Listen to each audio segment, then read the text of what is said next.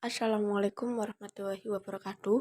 Kami dari kelompok 4 akan mempresentasikan hasil diskusi kami yang berjudul Analisis Pengambilan Keputusan Jangka Pendek Marketing Aspek. Sebelum itu, perkenalkan anggota dari kelompok kami yang terdiri dari saya sendiri, Siti Faridatul Uman, NIM 2161059. Yang kedua, Alfian Agung, NIM 2161077. Yang ketiga, Amanda Reza, 2161079. Yang terakhir, Canda Indri 2161099. Pengambilan keputusan decision marketing adalah memilih salah satu di antara berbagai alternatif tindakan yang ada. Pemilihan ini biasanya menggunakan dasar ukuran tertentu, apakah probabilitas atau penghematan cost. Berikutnya yaitu proses pengambilan keputusan meliputi 4 tahap, yaitu tahap 1 menentukan masalah dengan penekanan pada tujuan yang hendak dicapai. Tahap 2 mengidentifikasi berbagai alternatif tindakan. Tahap 3 mendapatkan informasi relevan dan menyingkirkan informasi yang tidak relevan. Tahap 4 membuat keputusan. Keputusan jangka pendek merupakan keputusan yang diambil manajer, di mana hasil dan keputusan tersebut dapat langsung dirasakan pada tahun di mana keputusan tersebut diambil. Alternatif yang harus dipertimbangkan dalam pengambilan keputusan jangka pendek antara lain, yaitu apakah pesanan di bawah harga pokok diterima atau ditolak, menjual sekarang atau memproses lebih lanjut produk tertentu. Dalam tingkat-tingkat pengambilan keputusan dibagi menjadi beberapa macam, yang salah satunya yaitu pengambilan keputusan taktis. Pengambilan keputusan jangka pendek di antara berbagai alternatif dengan hasil yang langsung atau terbatas yang dapat dilihat. Proses pengambilan keputusan jangka pendek tidak memerlukan waktu yang lama karena informasi yang tersedia cukup lengkap, full information. Dalam hal ini, seseorang akuntan manajemen harus mempunyai keahlian dan wawasan yang luas dalam bidang akuntansi manajemen, sehingga informasi yang tersedia di perusahaan dapat dianalisa dengan tepat dan relevan dengan masalah yang dihadapi, dengan tujuan keputusan yang diambil manajer tidak merugikan perusahaan. Slide berikutnya akan dilanjutkan oleh rekan saya. Biaya relevan. Biaya yang akan digunakan untuk suatu penggunaan tertentu disebut biaya relevan atau relevant cost. Penggunaan konsep biaya relevan untuk keputusan penentu tingkat output dan harga secara tepat membutuhkan suatu pemahaman tentang hubungan antara biaya dan output suatu perusahaan, atau dengan kata lain, fungsi biayanya tergantung pada fungsi produksi perusahaan dan fungsi penawaran pasar dari input-input yang digunakan perusahaan tersebut. Syarat relevant cost yang pertama merupakan biaya masa yang akan datang, yang kedua berbeda antara alternatif tindakan. Dalam rangka untuk pengambilan keputusan, biaya relevan harus memiliki manfaat yang paling tinggi. Agar biayanya disebut biaya relevan, maka biaya tersebut yang pertama harus berbeda pada waktu dilakukan perbandingan pilihan keputusan. Apabila suatu biaya meningkat, menurun, muncul, ataupun menghilang pada waktu suatu tindakan yang berbeda dievaluasi, maka biaya tidak boleh disebut relevan. Dan yang kedua, harus bernilai kini atau masa yang akan datang. Selanjutnya ada penentuan harga. Dari sudut pandang pemasaran, harga merupakan satuan moneter atau ukuran lainnya, termasuk barang dan jasa lainnya, yang ditukarkan agar memperoleh hak kepemilikan atas penggunaan suatu barang atau jasa. Sementara itu, dari sudut pandang konsumen, harga seringkali digunakan sebagai indikator nilai bagaimana harga tersebut dihubungkan dengan manfaat yang dirasakan atas suatu barang atau jasa. Nilai atau value dapat didefinisikan sebagai rasio antara manfaat yang dirasakan dengan harga. Persepsi yang sering berlaku adalah bahwa harga yang mahal mencerminkan kualitas yang tinggi. Selanjutnya ada tujuan penentuan harga. Yang pertama, tujuan berorientasi pada laba. Tujuan ini dikenal dengan istilah maksimiasi laba. Ada pula perusahaan yang menggunakan pendekatan target laba, yakni tingkat laba yang sesuai atau pantas sebagai sasaran laba. Yang berikutnya ada tujuan berorientasi pada volume. Selain tujuan berorientasi pada laba, ada pula perusahaan yang menetapkan harganya berdasarkan tujuan yang berorientasi pada volume tertentu atau bisa dikenal dengan istilah volume piercing objective.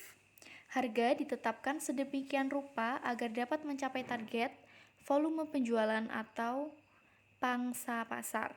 Tujuan ini banyak diterapkan oleh perusahaan-perusahaan penerbangan. Untuk presentasi selanjutnya akan dilanjutkan oleh rekan saya. Tujuan penentuan harga. Tujuan berorientasi pada citra. Citra atau image suatu perusahaan dapat dibentuk melalui strategi penetapan harga.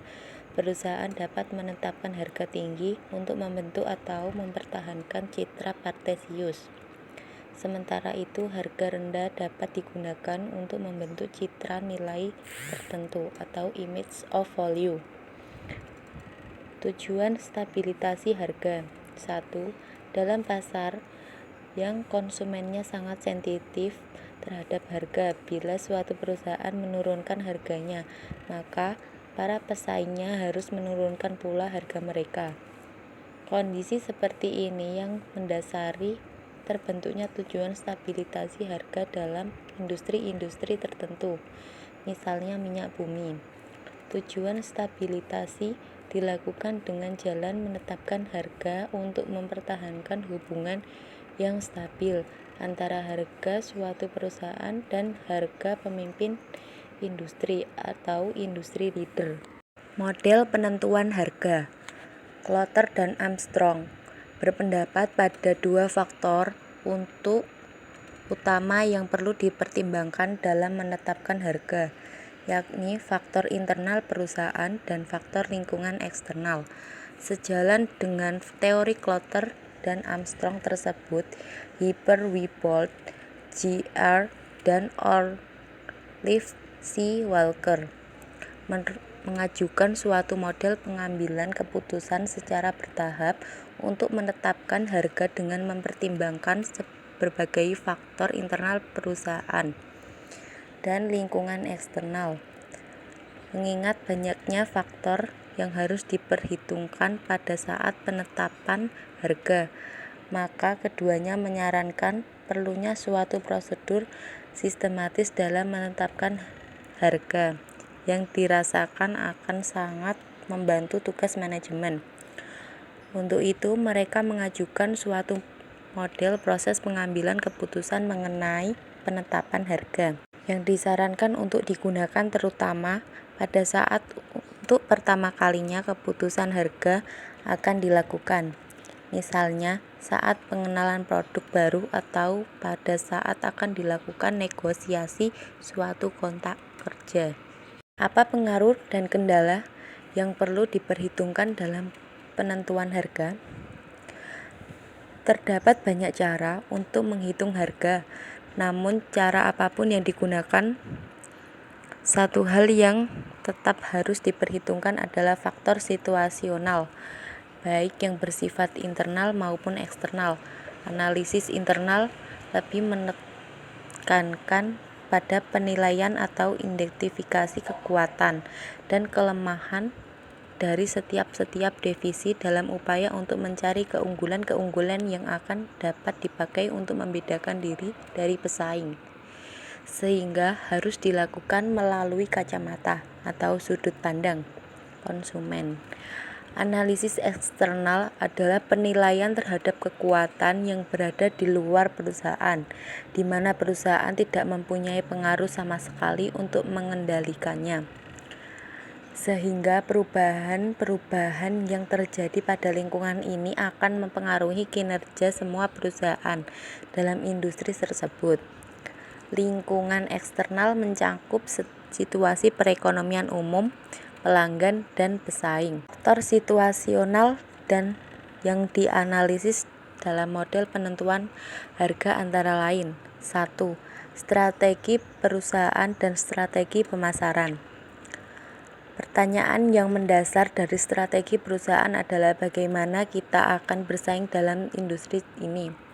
Jadi, strategi perusahaan terutama memperhatikan pendistribusian sumber daya yang ada pada daerah-daerah fungsional dan pasar produk dalam upaya untuk memperoleh sustainable advantage terhadap kompetitor. 2. Karakteristik pasar sasaran. Segmentasi pasar adalah proses membagi pasar menjadi kelompok-kelompok pelanggan yang berbeda. Sedangkan proses pemutusan pasar mana yang akan dituju disebut target marketing yang menghasilkan target market atau pasar sasaran. Pemahaman terhadap pasar sasaran dibutuhkan untuk mengetahui variabel apa saja yang mempengaruhi keinginan pelanggan dan menentukan keputusan pembelinya. 3. Karakteristik produk. Produk merupakan segala sesuatu yang dapat ditawarkan produsen untuk diperhatikan, diminta, dicari, dibeli, digunakan, atau dikonsumsi pasar sebagai pemenuhan kebutuhan atau keinginan pasar yang bersangkutan. Produk dapat didefinisikan berbagai persepsi konsumen yang dijabarkan oleh produsen melalui hasil produksinya. 4. Karakteristik kompetitor. Saya Alfred Agung Ardiansyah akan melanjutkan presentasi dari rekan saya. Make or buy. Keputusan membeli atau membuat sendiri yang dihadapi oleh perusahaan yang sebelumnya memproduksi sendiri produknya, kemudian mempertimbangkan akan membeli produk tersebut dari pemasok. Umumnya merupakan keputusan manajemen jangka pendek yang tidak menyangkut investasi jangka panjang. 2 kemungkinan yang dihadapi oleh manajemen dalam pengambilan keputusan ini. Yang pertama, fasilitas yang digunakan untuk memproduksi tidak dapat dimanfaatkan jika produk dihentikan produksinya karena manajemen memilih alternatif membeli dari luar. Untuk pengambilan keputusan, manajemen perlu memperhitungkan pengorbanan dan manfaat dari pemilihan alternatif membeli atau membuat sendiri. Manfaat dari pemilihan alternatif membeli dari luar yaitu besarnya biaya diferensial yang berupa biaya yang terhindar avoid cost. Jika kegiatan membuat sendiri diberhentikan, pengorbanan dari pemilihan alternatif membeli dari luar yaitu sebesar biaya diferensial yang berupa biaya yang dikeluarkan untuk membeli produk dari pemasok luar. 2. Fasilitas yang digunakan untuk produksi dapat dimanfaatkan untuk usaha lain yang mendatangkan laba. Jika produk dihentikan produksinya karena manajemen memilih alternatif membeli dari luar. Jika perusahaan sebelumnya membuat sendiri kemudian mempertimbangkan akan membeli dari luar, manfaat dari pemilihan alternatif membeli dari luar adalah besarnya biaya diferensial yang berupa cost jika kegiatan membuat sendiri dihentikan dan pendapatan diferensial dari pemanfaatan fasilitas dalam usaha bisnis lain. Keputusan membeli atau membuat sendiri dihadapi oleh perusahaan yang sebelumnya membeli produk tertentu dari pemasok luar, kemudian mempertimbangkan akan memproduksi sendiri produk tersebut. Umumnya merupakan keputusan manajemen jangka panjang karena kemungkinan menyangkut investasi dana dalam jumlah yang besar untuk pengadaan mesin dan perlengkapan produksi. 2 kemungkinan yang dihadapi oleh manajemen dalam pengambilan keputusan ini. Yang pertama, keputusan membuat sendiri tidak memerlukan tambahan fasilitas produksi karena manajemen dapat memanfaatkan fasilitas yang masih menganggur dari mesin dan equipment yang telah dimiliki sebelumnya.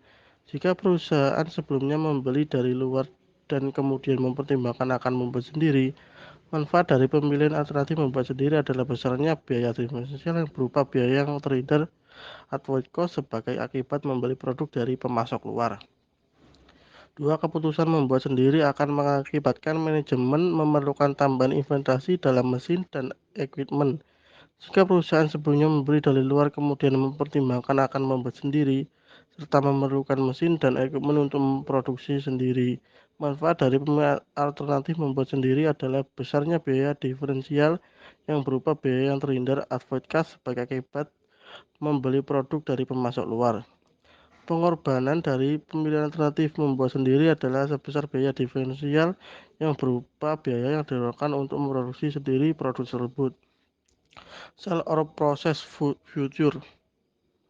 Manajemen puncak dihadapi pada pilihan menjual produk tertentu pada kondisi sekarang atau memprosesnya lebih lanjut menjadi produk lain yang lebih tinggi harga jualnya. Dalam pengambilan keputusan macam ini, informasi akuntansi diferensial yang diperlukan oleh manajemen adalah pendapatan diferensial dengan biaya diferensial jika alternatif memproses lebih lanjut dipilih. Proses pengambilan terhadap alternatif menjual atau memproses lebih lanjut suatu produk dengan mempertimbangkan satu, munculnya pendapatan diferensi dan biaya diferensial. Dua, memiliki kemampuan untuk memproses lebih lanjut. Tiga, ada peluang pasar yang lebih baik atas produk yang dibuat. Keep or drop, menghentikan atau melanjutkan produksi tertentu atau kegiatan usaha departemen lain. Dalam menghadapi kondisi ini, manajemen perlu mempertimbangkan keputusan menghentikan atau melanjutkan produksi atau kegiatan usaha departemen yang mengalami kerugian. Informasi yang relevan untuk dipertimbangkan dalam pengambilan keputusan ini adalah biaya diferensial dan pendapatan diferensial. Dengan diberhentikannya produksi produk tertentu atau kegiatan departemen tertentu, perusahaan akan kehilangan kesempatan memperoleh pendapatan dari produk departemen tertentu (foreign revenues). Pendapatan kehilangan ini merupakan informasi pendapatan diferensial dan merupakan pengorbanan yang ditanggung karena pemilihan alternatif menggantikan produksi produk atau departemen tertentu. Di lain pihak, dengan diberhentikannya usaha departemen tertentu, perusahaan menikmati manfaat berupa biaya terhindar yang mirip informasi akuntansi diferensial. Jika terhindar yang mirip manfaat yang diperoleh, lebih besar dari pendapatan yang hilang yang mirip pengorbanan. Akibat diberhentikan produk atau kegiatan usaha departemen tertentu, maka alternatif penghentian sebaiknya dipilih. Jika biaya terhindar lebih kecil dari pendapatan yang hilang akibatnya dihentikannya produksi produk atau kegiatan usaha departemen tertentu, maka alternatif penghentian tersebut tidak dipilih. Demikian presentasi dari kelompok kami. Apabila ada pertanyaan bisa mengetiknya di kolom komentar. Terima kasih. Wassalamualaikum warahmatullahi wabarakatuh.